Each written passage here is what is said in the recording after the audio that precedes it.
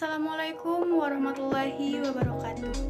Perkenalkan, nama saya Sinta Bella Lestari dari Universitas Alma-Ata, Prodi Gizi semester 2 dengan NIM 2104000846. Kali ini saya ingin membuat video tentang patofisiologi stroke. Apakah ada di antara kalian yang sudah tahu apa itu stroke? Mungkin bagi kalian tidak asing dengan nama stroke. Baiklah, saya akan menjelaskan apa itu stroke nanti di video berikut ini. Kali ini saya akan menjelaskan apa itu stroke dengan versi yang sangat singkat dan mudah untuk dipahami. Lihatlah penjelasan di sini. Pengertian stroke sangat panjang, bukan? Makanya di sini saya memasang warna yang berbeda untuk huruf-huruf yang akan saya jelaskan tentang apa itu stroke. Stroke adalah gangguan fungsi otak mendadak dan berlangsung lebih dari 24 jam bila kita sebut stroke, tapi kalau kurang dari 24 jam, maka kita anggap sebagai transient ischemic attacks. Dan dia dapat menyebabkan kematian karena disebabkan oleh vaskular atau pembuluh darah. Di sini saya ingin menambahkan sedikit pengetahuan yang saya dapat dari Dr. Ziyomba SP.S.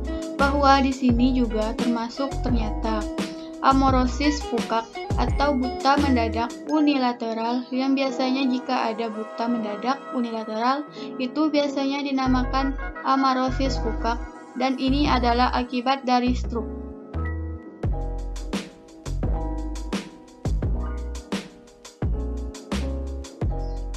Stroke terbagi menjadi dua. Yang pertama yaitu stroke ischemic dan yang kedua yaitu stroke hemoragik. Baik stroke ischemic atau hemoragik, keduanya ini akan mengakibatkan perfusi darah ke otak itu berkurang. Perfusi darah ke otak berkurang, akibatnya nutrisi otak tidak terpenuhi. Oksigen tidak terpenuhi, akibatnya sel-sel otak itu akan mengalami kerusakan. Kerusakan otak ini, dia bisa menyebabkan menginvestasi klinis Yudeo-Yekalor. Klasifikasi stroke. Stroke ischemic dan juga stroke hemoragik. Stroke ischemic terbagi menjadi dua. Yang pertama, stroke embolik. Stroke embolik yaitu adalah kondisi disebabkan klut atau bekuan yang terbentuk pada bagian tubuh lainnya yang kemudian mengikuti aliran darah hingga akhirnya menyumbat pembuluh darah pada otak. Yang kedua, trombotik. Trombotik disebabkan adanya trombus atau bekuan darah pada pembuluh darah arteri dalam otak atau menuju otak yang menyumbat aliran darah. Keadaan ini biasanya ditemukan dalam pembuluh darah besar maupun kecil. Stroke hemoragik terbagi menjadi dua. Yang pertama, intracerebral. Intracerebral adalah pecahnya pembuluh darah dan masuk ke dalam jaringan yang menyebabkan sel-sel otak mati sehingga berdampak pada kerja otak berhenti. Penyebab terseringnya adalah hipertensi. Yang kedua, supranoid. Supranoid pecahnya pembuluh darah yang berdekatan dengan permukaan otak dan darah bocor di antara otak dan tulang tengkorak. Penyebabnya bisa berbeda-beda, tetapi biasanya karena pecahnya aneurisma. Stroke ischemic. Golongan stroke ischemic dikelompokkan menjadi 4. Yang pertama, transient ischemic attacks. Transient ischemic attacks adalah gangguan akut dari fungsi lokal cerebral yang gejalanya berlangsung kurang dari 24 jam. Yang kedua, stroke in evolution, yaitu gejala atau tanda neurologis vokal terus berkembang di mana terlihat semakin memberat dan memburuk setelah 24 jam. Yang ketiga, complex stroke non-hemorrhagic. Kompleks Stroke non-hemorrhagic adalah kelainan neurologis yang sudah lengkap, menetap, atau permanen, tidak berkembang lagi, bergantung daerah bagian otak mana yang mengalami infleks. Yang keempat, reversible ischemic neurologic deficit.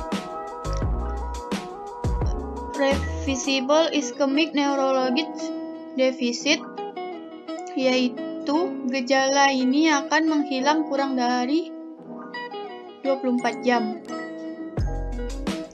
Stroke iskemik merupakan salah satu jenis stroke yang ditandai dengan kehilangan suplai darah dari sirkulasi secara tiba-tiba pada suatu area di otak.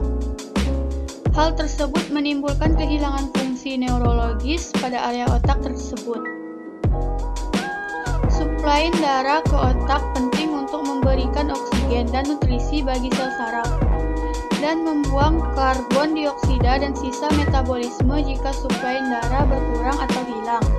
Sel saraf otak akan kesulitan menghasilkan energi dan bahkan bisa mati dalam hitungan menit.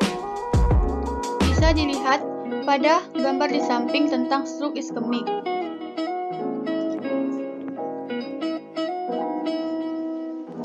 Stroke hemorrhagic. Stroke hemorrhagic terbagi menjadi 4 hemorrhagic. Yang pertama, hemorrhagic extradula atau hemorrhagic epidula.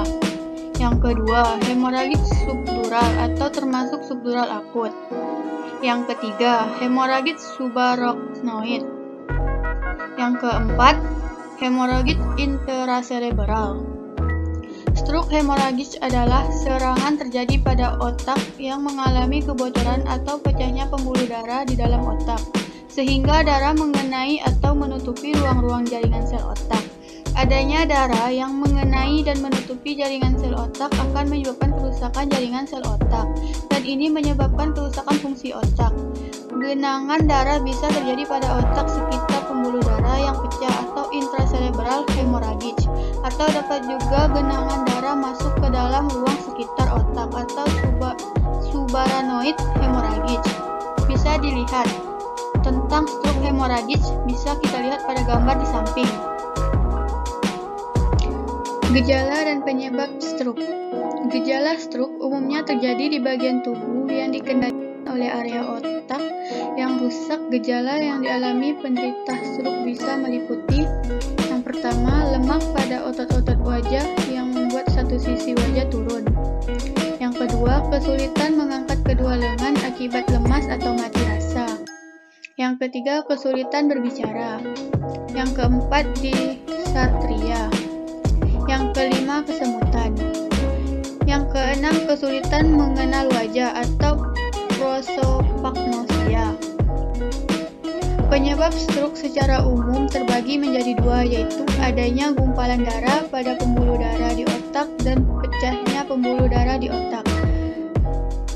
Penyempitan atau pecahnya pembuluh darah tersebut dapat terjadi akibat beberapa faktor seperti tekanan darah tinggi, penggunaan obat pemencer darah, aneurisma otak, dan trauma otak. Sekian yang bisa saya sampaikan tentang patofisiologi stroke yang saya ketahui. Mohon maaf jika ada kesalahan dalam penulisan ataupun penjelasan saya. Saya akhiri. Wassalamualaikum warahmatullahi wabarakatuh dan terima kasih.